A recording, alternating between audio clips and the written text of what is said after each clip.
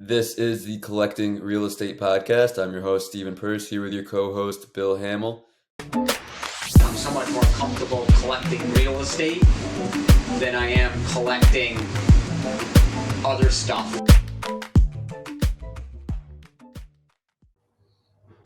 Morning, Bill. We had a great episode today, didn't we? Oh, it was fantastic. Bernard is someone that I got to know really well at one of the Jake and Gino events, and he is way more impressive than I even knew. Who is the most interesting man in the world commercial? Is that Dos Equis? Because I think he has some competition from developing housing in Nicaragua to syndicating multifamily in the United States to brokering food products like lobsters and other exotic goods. Bernard certainly has quite the resume. Absolutely. I can't believe what he's been able to do from growing up in Nicaragua, creating those contacts, creating that, he's only had a W-2 job for 1 year, immediately getting in as an entrepreneur and, being a commodity broker to now getting up to probably 1,000 multifamily units within the next year. Yeah, it seemed to me like he has mastered the art of networking. And I think that is where most of the success has come from.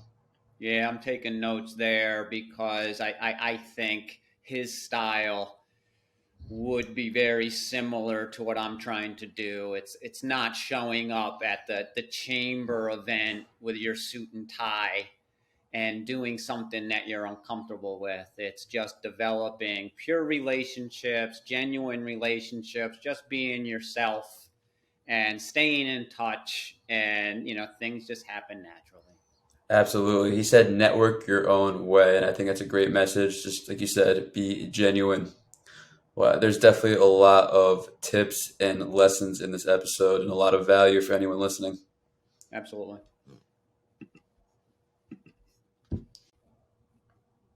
Bernard, thank you for being here. Can we get a little more information on your real estate background? Absolutely, yeah. Thanks for having me. So I am originally my story. I'll just go right into my story. My story is I'm originally from my parents are from Nicaragua in Central America. When I was born, I'm 36. I was born in 1985. Nicaragua was going through a war. The country was going through a lot of issues. So my parents were living here in the U.S. in Miami, where I live now, and I was born here for that reason. I grew up here for the first 6-7 years of my life. Then we moved back to Nicaragua. I did school there, high school, etc., and then I moved back to the U.S. for college. And ever since, I've lived most of the time after that here in the U.S. I got into real estate in 2012 is when I started, and the first few deals I did were mostly passive syndications where I invested as a limited partner. That was right when the Jobs Act passed, around that time, where it became more open and easier to invest as an LP. There was more information out there, at least, to be able to do it. And at the same time, I bought my first investment property at around that time. It was a duplex that I still own today here in Miami, in the Alapata area. It's done great. I'm very happy with it, and obviously I became hooked. And another thing happened at the same time. I happened to meet a great partner who we're still partners today, and who's a real estate developer. His family has been developing real estate for about 30, 40 years.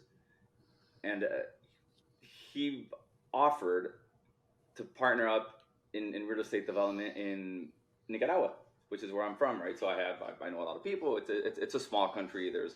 Everybody knows each other. So the value I brought, I guess, was mostly just being the local person. And for about 4 or 5 years, I was traveling every week, basically from Miami to Nicaragua. It's a 2-hour flight, 2.5-hour flight. I would leave Mondays and come back on on Thursdays or Fridays. Sometimes I would stay 2 weeks, but I was back and forth basically. And we started developing residential property down there. So we built condos, we built single family homes, and did that for a few years. And in 2017 or so, in parallel, I was always doing investing as an LP in multifamily deals. I've probably done about 30 LP deals at this point. And in 2017, more or less, I came back here full time and started getting active again on the multifamily side, more on the sponsor side, on the operator side of multifamily. And I started doing my first deals on the GP side, I guess.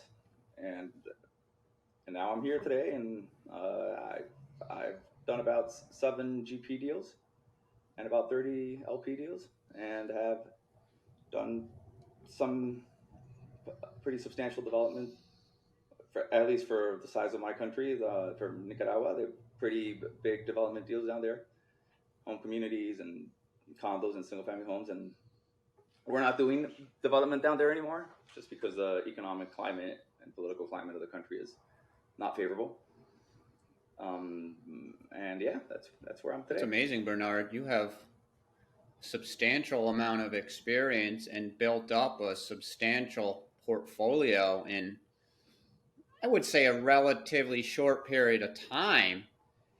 What I'm actually interested in, well, I'm interested in many things that you just discussed, but can you tell us the difference between the Nicaragua real estate market and the U.S. market? You know, the banking differences, the regulatory agency differences, or anything else that you might be able to tell us about that?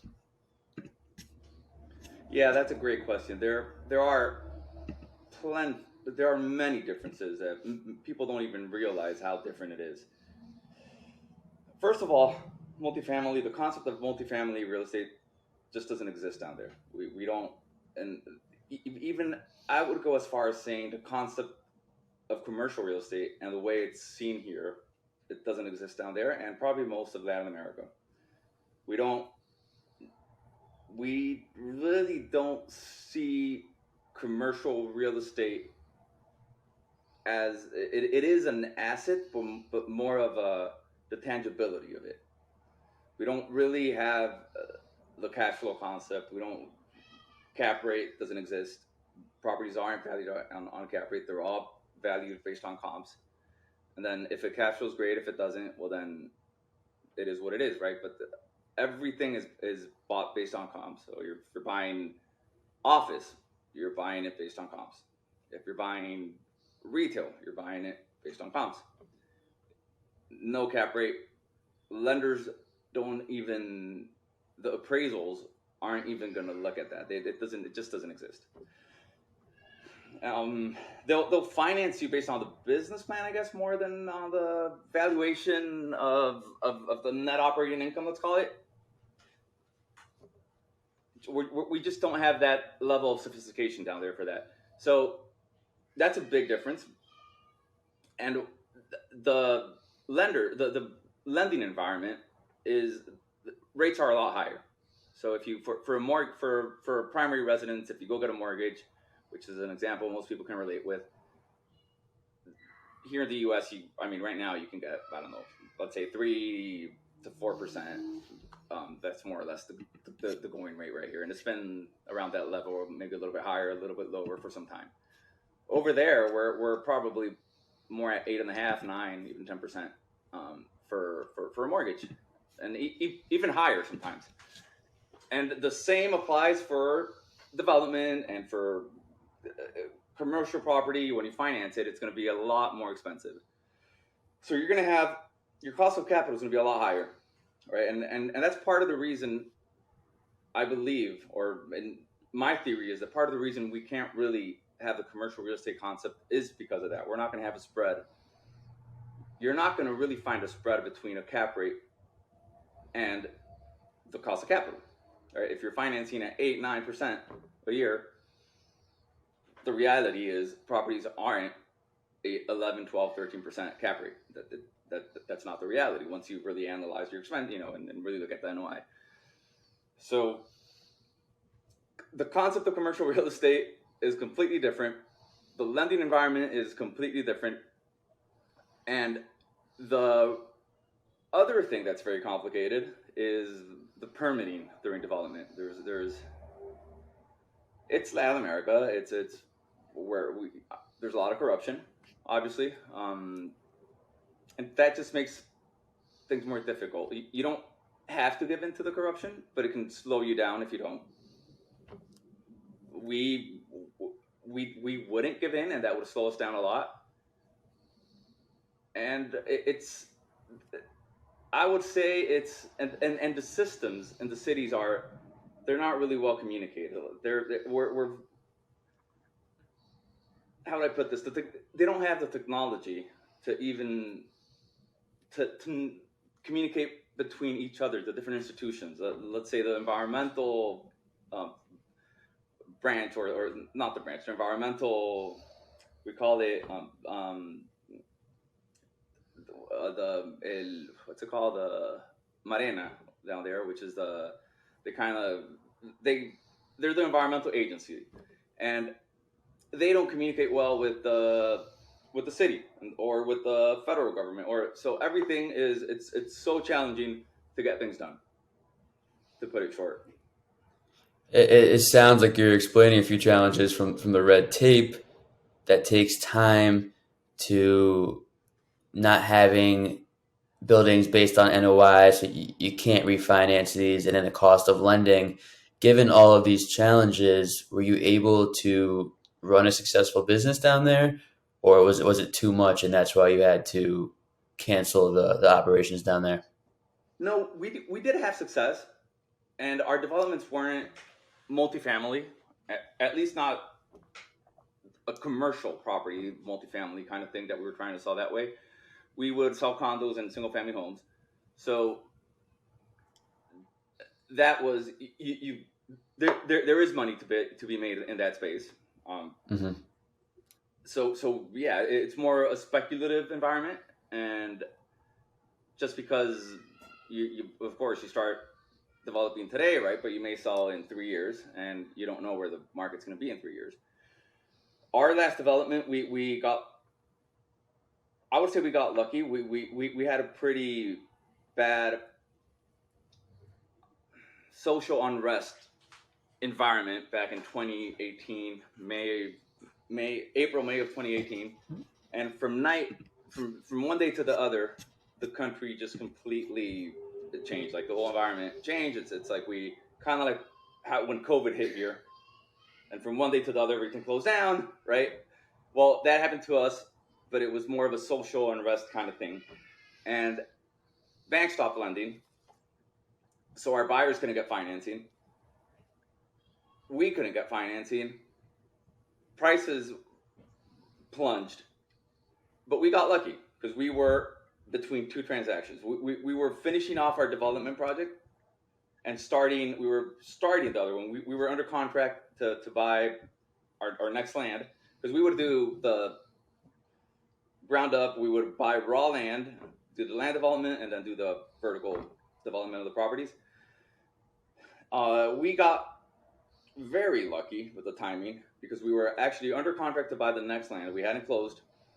Closings, our contracts would be maybe like 6 months to get the due diligence done, and we would put some earnest money down, and we were under that process. We were probably about 3 months away from closing.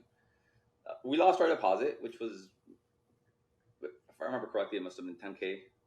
So it wasn't a big deal for us, just because we got lucky, at least not on the business side. We did have to back out of the contract. We didn't close on that land, and pretty soon after that, we made a decision that we weren't going to continue developing in Nicaragua. Interesting. Looking back at some of the stuff you were saying, unfortunately, I'm seeing some similarities in the U.S.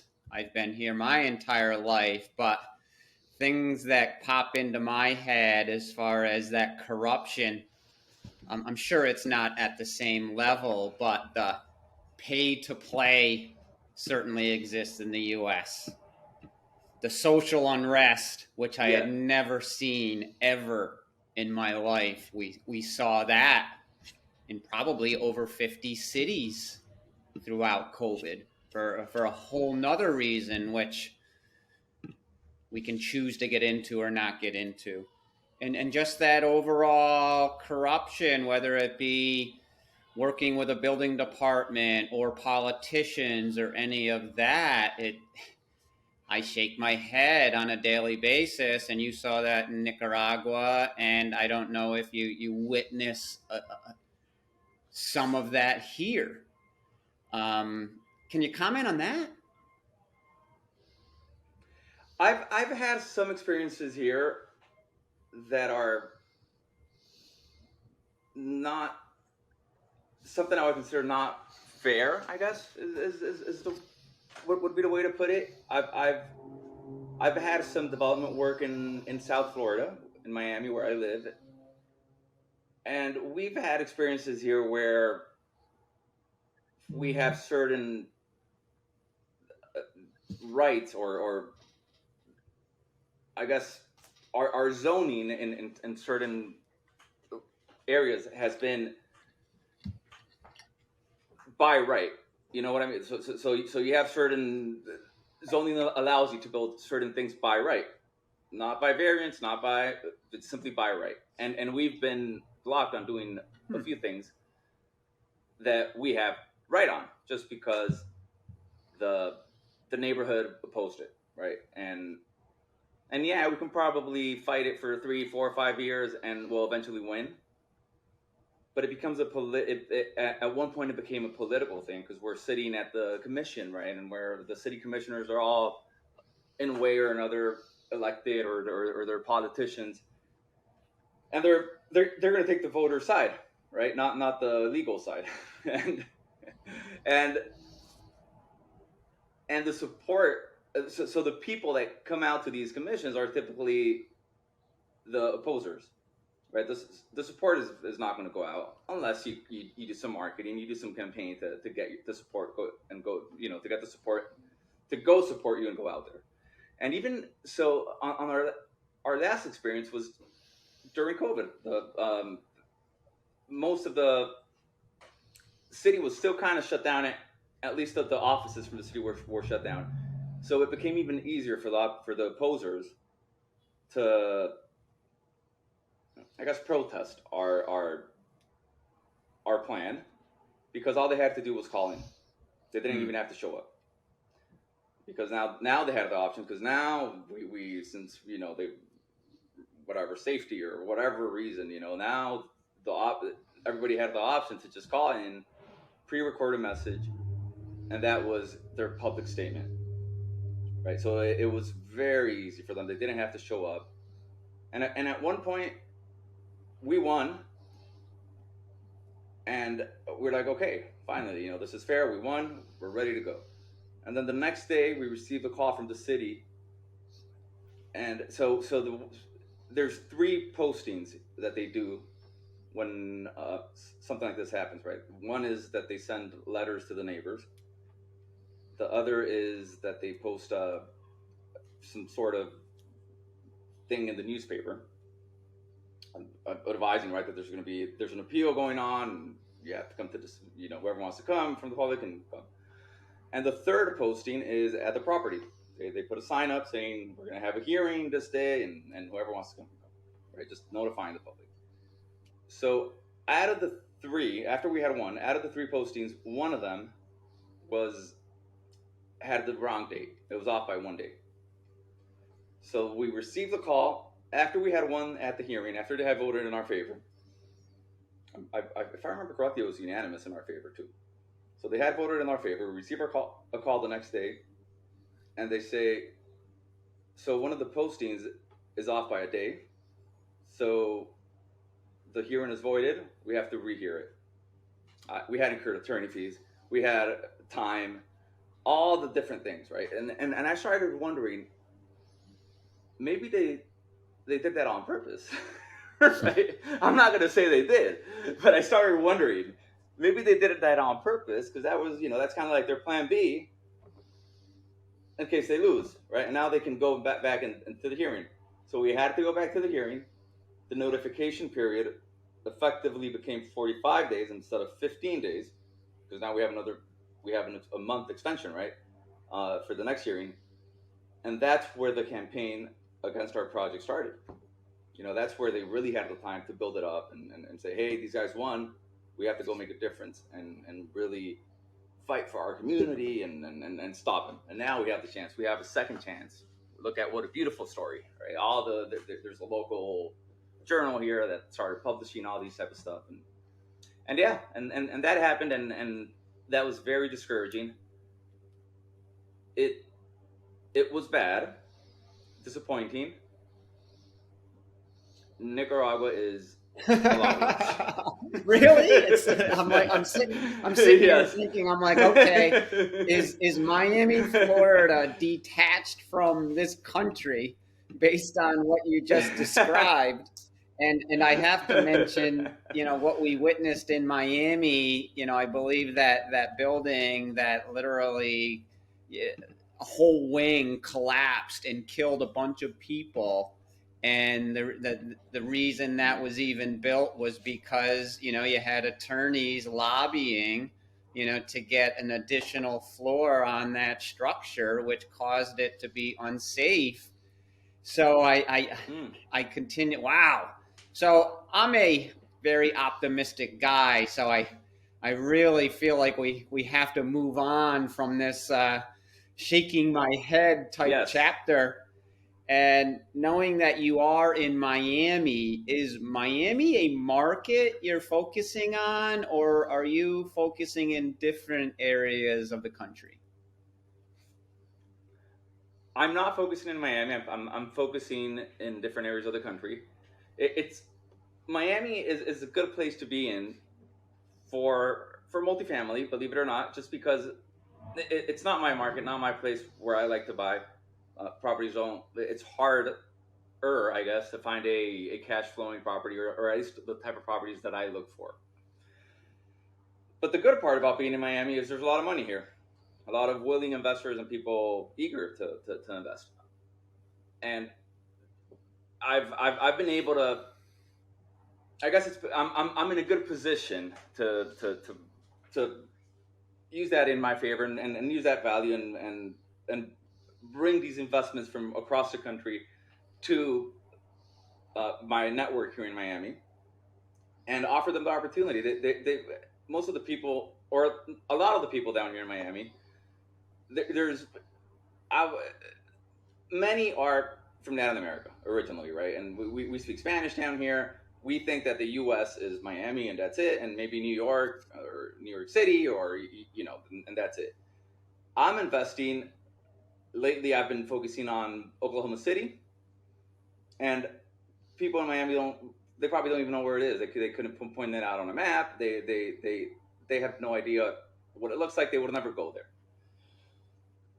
And I've been able to kind of bridge, I would say, that opportunity, right? That these different markets offer are great alternatives, and they offer great diversification, great returns. They're just, there's great markets out there, and here in Miami we don't even know about them, right? We just think of the major cities, New York, maybe a couple of cities in Texas like Dallas, Houston, and that's it, right? Maybe Boston, DC, I don't know. Like we're Chicago, which is probably not one of the best markets to go to, but yeah. So to continue, 4 years ago I was looking a lot into the Atlanta area, and we did buy a few deals in Atlanta, 3 specifically, a 76 unit, a 44 unit, and a 56 unit, and these were all in the Atlanta MSA area. Since we just sold one of them recently back in July, and it did well. Lately, I've been transitioning to Oklahoma City, and the reason I've looked into Oklahoma City, my brother-in-law has an insurance company down in up there in Oklahoma City, he's German, and he would travel. He doesn't live there, but he travels there once a month, and he's there for a week. He knows the area. He has a team of people there, not in real estate, but in his industry that know the area, that live there, that have they're from there. They've lived there for a long time, locals. And for me, that was one of the most important pieces in investing outside of my market, outside of where I live. How do I feel comfortable investing in a city I've never even been to? Now I've been to Oklahoma City, but back then I hadn't been there. I had only looked at it online, looked at the demographics, studied the job growth, studied the population trends, and et cetera, et cetera. So how do I feel comfortable? Well, I'll look at Oklahoma City because my brother-in-law lives there, and I can ask him, what do you think of this specific address? What do you think of this area? What do you think of this neighborhood? What do you think of the city? What's the feel? What's the general feel? And kind of through his feel and the feel of the people that work with him, who are locals, kind of leverage that knowledge that they have, that experience that they have. And that's what I started. Somebody once told me a few years ago, if you're going to look, you know how they always say you have to have boots on the ground and all that? Well, the boots on the ground doesn't necessarily have to be someone that's going to work with you or be involved in the business even. It can be someone you know and that you can call and ask, what do you think of this area? Or can you do me a favor and drive by my property today, take a picture, send me a few pictures. And that's what we've been doing in Oklahoma City. In the properties, we have one property in Oklahoma City. We have another one under contract. And I ask him every time he goes, he just drives by, takes a picture, sends it to me. I then share the pictures with, I do some white lying to my property manager and saying, hey, look, I was in town and I saw this with the property. Here's a picture. Look, the landscaping is not, there's just, the planters are damaged or whatever. And that has helped me a lot. And every deal I look at, I call somebody from his office or I call my brother-in-law and I ask him, what do you think of this area? Because, you know, in most cities, 1 block or 2 blocks can make a huge difference, right? It could be, you can be in the best neighborhood, but then you go over 1 block or 2 blocks. At least in Miami, that's the way it is. You cross the road and you're in a complete different environment. And through that relationship or through that team, I guess, that my brother-in-law has there, I've been able to satisfy that uneasiness of investing in another market, and it's been great. No, that's cool. So it sounds like you have a really effective system of finding markets around the country with good demographic trends and using a local investor network to syndicate these deals. Can you dive a little deeper into the structure of your business? Do you have an asset manager? Do you have a deal finder? Do you have an investor relations person? Or is it just you running the show right now? It's mostly me. In Atlanta, I do work with a group of partners, and in Oklahoma City, I do work with a group of partners. They're different partners. I'm part of the Jake and Gino community, just like Bill. That's where Bill and me met. And there's other people in the community interested in Oklahoma City, and we found each other because we were interested in the same market. And they are the deal finders. I'm involved in the asset management side and on the capital raising side, and that's kind of like that's kind of how we're running. That's a cool dynamic. In Atlanta, cool dynamic deal. You created. Yeah. I haven't heard of that, where you're in Miami, which is a major metropolitan. Your investor base there is used to an appreciation market. They know of other appreciation markets, and you're able to have that brother-in-law as your boots on the ground as an insurance guy. Now you're able to share with your investor base returns that probably blow your mind, but you also have that boots on the ground to allow you to have that confidence to put 1 and 1 together and really take advantage of opportunities in an area like Oklahoma City. Absolutely.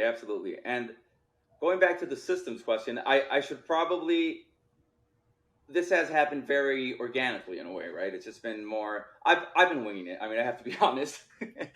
But going back to that question, it's something I want to, and I've been working on systematizing more, right? And having it more down on paper and or on writing, or having a system to execute this effectively, right? And repeatable. Hmm. I want to jump back into the beginning of your story. I asked for your real estate history, and you opened up saying that you LP'd some deals, and I thought that was impressive, jumping into syndications right away. I think you said 2012, and you did also purchase a duplex around that time. More of the answer I was expecting. At that time, were you a W-2 employee, or how did you get into the real estate investing world? No, I was not. So before real estate, I was doing food trading. As an entrepreneur, I've had I was a W-2 employee 1 year out of my whole life. The first year out of Wow. college, I took an accounting job, hated it. I loved my coworkers, I loved my boss, everything, but I was bored out of my life. It was the most boring thing I've ever done in my life. So I was like, I have to get out of here. I did it for 1 year. I quit, and I started trying to get things done, and looking for different opportunities. I was eager. I have this, my parents have been entrepreneurs all their life, and I come from that background, right? So that's, that's how we grew up. And I started doing food trade deals, kind of like brokering different food products. We've done coffee, we've done sugar, we've done beef, we've done. I'm still doing some. I'm doing lobster right now. We import lobster. I'm involved, at least, in a joint venture where we import lobster from Nicaragua and to the U.S. And I didn't even realize how big of a lobster producer Nicaragua is until these people reached out to me saying, "Hey, you're from Nicaragua. Can you source some lobster for us?" I'm like, "Sure, yeah." So that's how I got started. I made some money doing that, and I realized scaling that business was not really easy or sustainable, or it was very transactional. It was a deal by deal. So it wouldn't generate cash flow. So I'm like, how do I generate cash flow? Started looking at different options, ran into real estate, obviously the perfect product to generate cash flow. And yeah, that's how I got started in real estate, and some of the money I had made on my trading, on my commodity trading and different food product trading, I put into those LP deals and into my duplex. It's amazing how you've been able to parlay your previous citizenship in Nicaragua and those contacts in Nicaragua, where you're able to go back and utilize commodity training, right, to now where you're making some money in the lobster industry. So, geez, I really appreciate how you're able to benefit from your dual citizenship there. Getting back to these systems, I did notice, because I follow you pretty closely, and I noticed that Equiti Partners, which is your firm, has a lot of different assets throughout the country. And, you said you're winging it with the systems. How have you been able to really keep that glued together efficiently with being so busy getting involved in so many assets? Having the right partners, definitely. I do have a small team, but I do have a team. I have an assistant, basically, that works for me full time out of Nicaragua. She speaks English. I set up a phone for her, everything, and she's been very helpful. My wife has also been very supportive. She helps me out with the marketing side of things, and any activity you see online is her effort, probably, right? There's I do very little. She does. She has a lot of experience on with digital marketing in general. She's been doing it for 11 years full time. She does have a W-2, by the way. She's on maternity leave right now, and but she has a lot of flexibility on her W-2 as well. She's been there so long; they value her a lot, and it's been great for her. And just her experience and knowledge in digital marketing in general has been great for me, and I've been lately been using it more. Before I wasn't really using it as much, and now she's been helping me a lot. But to go back to your question on how do I manage these different properties that I have? Yes, I do. I'm in Greensboro. I'm in Georgia, Atlanta, and I'm gonna say I'm in Oklahoma City, and now potentially I'm in Charleston. I'm also under contract in Charleston right now. So how do I manage this? It's partners, the right partners. I just have the right partners, setting expectations right day one. Who's gonna do what? And yeah, I've had bad partnerships too. So and not in real estate. Most of my experience from real estate has been positive with partnerships, but in other industries, I've had partnerships that have not been too positive, and I guess that experience helped me out on really vetting my partnerships going forward in real estate, and that's probably why my experience with partners in real estate has been good. I think you under Values are aligned. I think you Yeah. underestimated your systems. You might not be the system guy, but your partners are the system people to make it happen, which we've all learned. It's a team thing, and if you're complementing each other on the team, and they're bringing in the systems, and you're bringing in a whole nother skill set, you just have great teams. Absolutely, yeah, and just networking. They always say this, and you don't. It's hard. People always give you advice, and it's hard to understand. Like, yeah, I get it, but do you really, right? So they would say you have to network. Like, I don't know, 10, 15 years ago, everybody would tell me, my parents, my acquaintances, friends, mentors, you have to network. You have to network. I mean, yeah, sure, I get it. I understand. You have to network, and the networking is just huge. Looking back, it's huge, and it's you can network your own way. You don't have to go to networking. Doesn't necessarily have to. It means going to a networking event. Networking is just maintaining your relationships. At least for me, and that's what works. Just maintaining your relationships, reaching out to people occasionally, realizing that your network includes not just your direct relationships, but maybe their relationships too. So maybe a friend of a friend is part of your network, or kind of just the actual definition of a network, and that's the reality. And when you plant seeds with a person, it may take 6-7 years before you end up doing something together with that person. And so you meet them, and then a week later, you go, oh man, nothing's gonna happen, and you're kind of disappointed, and you think you lost your time, but you didn't. I promise you, at least one of them is gonna reappear in your life 5-6 years down the road, and they'll be great to you, and you'll be great to them, and it's gonna be a great relationship. I love that message of networking your own way. It doesn't have to be corny events. Just be a genuine person and build relationships. So for the guy that's seemingly done everything from flipping lobsters to developing in Central America, well, what's next on your list? Growing my multifamily business. I want to focus full time on multifamily, which I am already. I've been doing that for about a year. At least full time. I've been doing it for just over a year, maybe 2 years. I want to say right now. Just grow my portfolio. I want to bring this opportunity. I think it's a great opportunity that a lot of people don't really have access to for different reasons. They don't have the time. They have a full-time job. They're just involved in other industries. They don't have the education, the knowledge, and just bringing these opportunities to my network. And I realizing also that you're not going to ask for their money for your benefit, which, yes, of course, you're going to get some benefit out of it. They're going to help you buy the property, but they're going to be your partners, and they're going to get something great in return.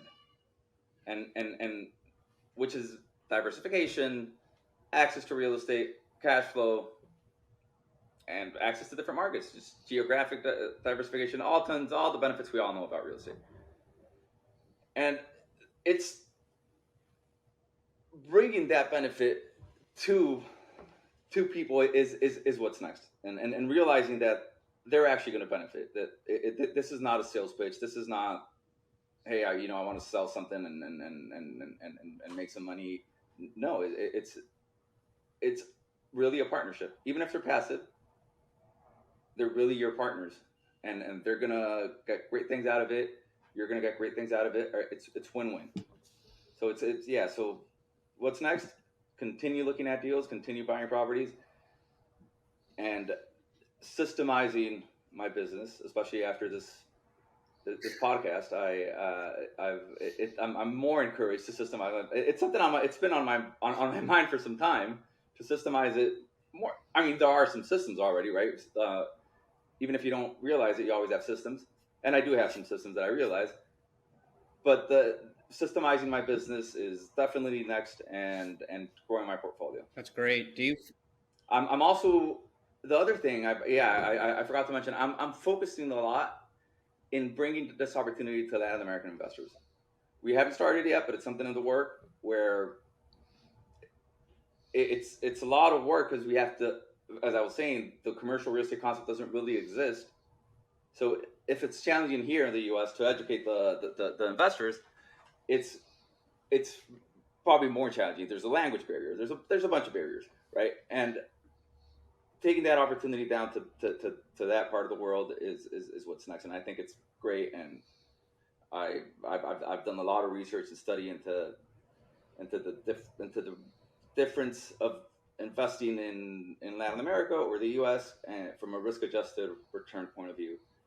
And at least my result was that the environment in the U.S. is very favorable compared to Latin America. Do you feel like at this point you're not raising money, you're attracting money, where your investor base is seeing how they've benefited already, and now they're saying, hey, Bernard, where's the next deal?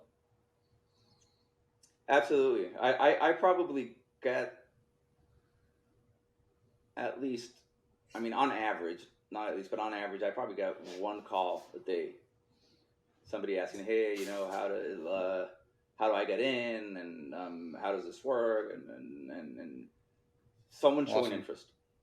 So yeah, the attraction, definitely. That's really impressive. Are they mostly local investors, or is this around the country? Around the world. Oh, man. Wow. Around the world. I got a call yesterday from a friend from Nicaragua. He's like, hey man, I want in. How does this work? The day before that, I got a call from a friend in Germany, somebody I met in college, and he's like, hey, how does this work? I've heard great things about this. I want in.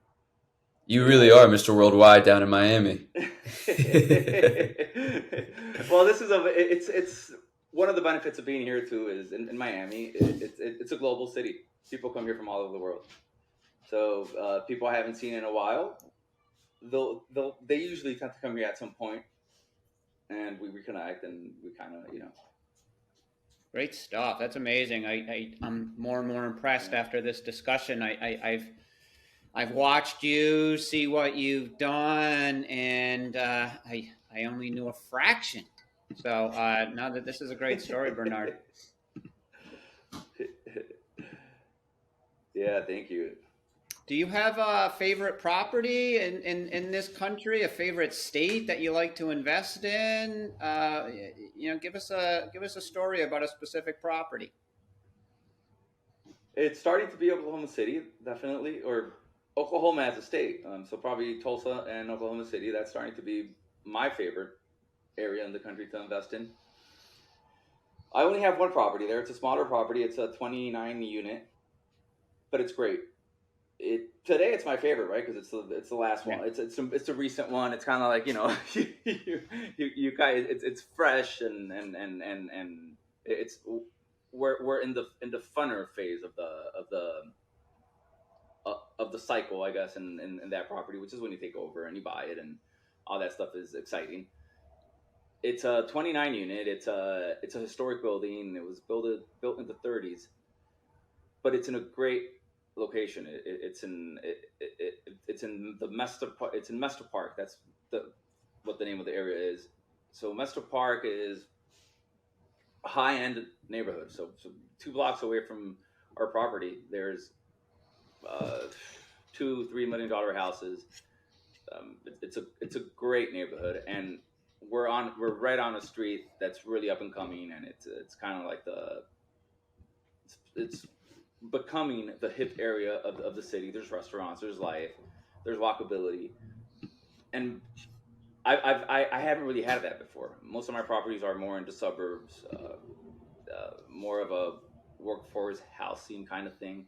And not that this is a Class A property, but it's not too far from being one. I mean, there's it's something definitely new, and to be able to achieve that in a hot market, to get into such a good location in a hot market is very competitive and very hard. Not that it's easy in Oklahoma City, but it's a lot easier, at least for us. I started realizing that I come into Oklahoma City, and I'm one of the better qualified buyers compared to my competition. Whereas in Miami, it's the other way around. Is this a value add deal? And please tell me your brother-in-law is part of these deals. He's a major component in in this Oklahoma City plan. He should. He's not part of this deal in Oklahoma City, but he should. So he's not. It's not like he's very actively involved in the business at all. It's more just a casual, right? Like, just call him up and talk to him for half an hour, and we're very close. Right? He used to live in Germany. Now he lives here in Miami. We hang out socially very often, right? And as family. And yeah, he's not really involved. He's been involved in other deals that I've done. He's invested in other deals that I've done in Atlanta. And so it is a value add deal. We rent our average. When we took over 700, 720, we're looking to raise them to an average of. So we just leased one up at 895. We're drafting the lease today. Well, the property manager is, at least, and it's not a heavy rehab or anything like that. The property has been pretty well maintained, but yeah, mostly on the exteriors, we're fixing up the parking, patching up the concrete from the parking. We are improving the landscaping. We're just pretty small things. It's not a heavy value add or heavy, not at all. Most of the leases are month to month.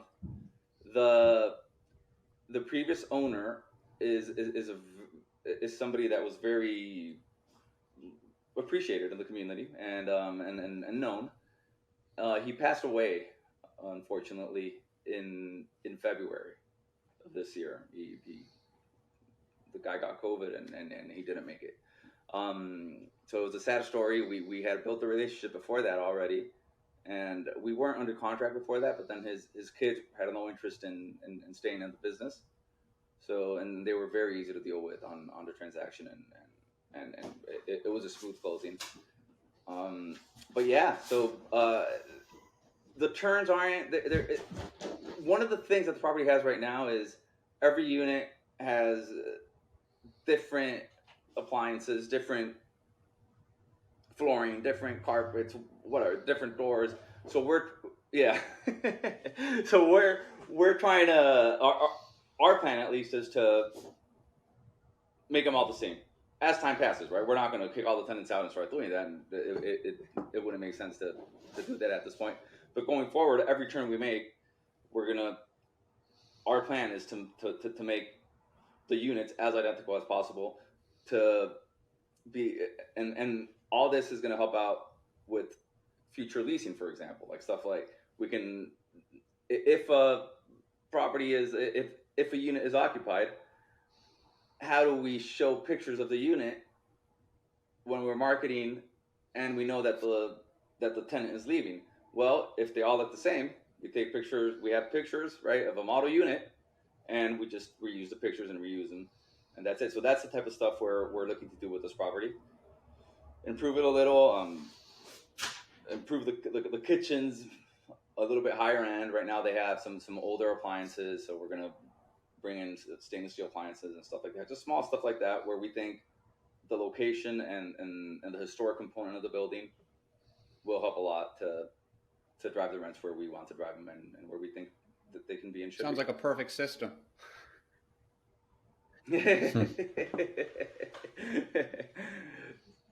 Yeah. So yeah, we have systems. Even if sometimes you don't realize you have systems, but you do. Absolutely, I can relate with that. Just that property, I did the same thing in New York. Unfortunately, people pass, and I had a relationship with somebody on a 16 unit. Was familiar with the property, and she managed it very well, but in her passing, a year went by, the rents were low, vacant apartments happened, and I walk in, make a fair deal based on the current condition, just because it was half vacant. But the mix and match flooring, to get the consistency with just the paint and the flooring, and then being able to get that upside rent potential was just so easy. It was a softball, based on the product that was delivered to us. Yeah, consistency is having consistency across your units is Now you have the model unit, and now every unit isn't the same, but it's super similar, where on the marketing process, it gives your tenant prospect at least a great idea of what they're interested in, and you're able to lease, without actually, showing them that occupied unit. Yeah, and even when you have to go buy the different materials, you already know what to buy, right? You have it all written down. You know what paint to buy. You have the paint code. You have everything, and it's just rinse and repeat, rinse and repeat. Buying volume. You don't have to. Yep. No, I love that. No, that's a great formula. So I can see as an asset manager, you know what you're looking for from location to location, and the value add deals and that consistency. That's your cup of tea as the asset manager. I'm sure.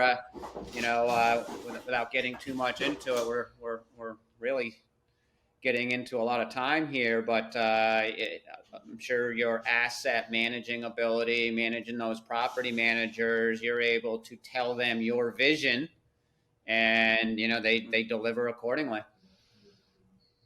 Yeah, and that's another area you need consistency with property managers. Definitely consistency with the property managers. They have to really know your business plan. They really have to align with your values, align with your plan, and be on board as a team member of your team, right? They have to really feel as part of your team, and you have to, and it's most of that is on the asset manager to make them feel part of the team, make them feel involved in the decisions, and if they feel involved in the decision, they'll own it more, right? They're gonna have more ownership too. So that's something that has, with time, I've realized, right, that the property manager is not somebody that you hire and then you have to supervise. No, they're part of your team. A lot of good lessons in there. I think I'm going to have to look closely at the Oklahoma City market now. Unfortunately, we're running a little long on time. Bill, do you want to conclude this episode? Thank you, Stephen. Bernard, they say you have to have 3 of something to make a collection. We have 3 questions for you. Number 1, what are your 1 to 2 year business goals? 1 to 2 year business goals.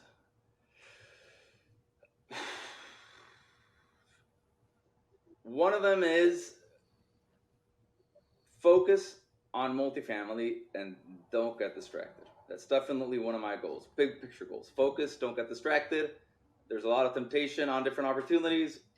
Focus, right? There's no matter how much potential there might be in a different opportunity, sometimes you lose more by losing the time and the dedication to what you're doing and to what you know, and just grow my portfolio. I want to cross the 1,000 unit mark by within 1 or 2 years. Beautiful.